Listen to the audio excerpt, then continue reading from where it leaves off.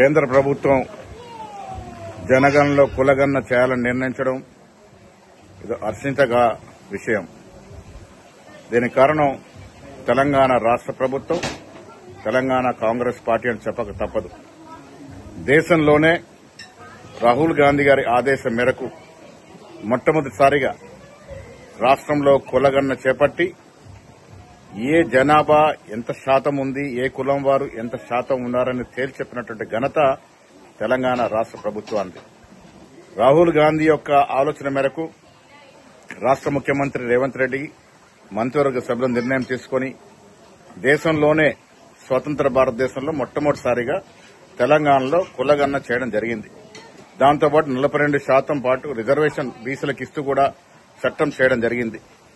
ఇవన్నీ చేసిన దరిమిలా ఇలా కేంద్ర ప్రభుత్వం వీటిని గుర్తించి రాబోయే జనగణనలో కులగణన చేయించడం అనేది హర్షించదగ్గ విషయం. ఈ విషయంలో తెలంగాణ రాష్ట్రం యావత్ దేశానికి దిక్సూచిగా ఉంది, ఒక రోల్ మోడల్ గా ఉంది.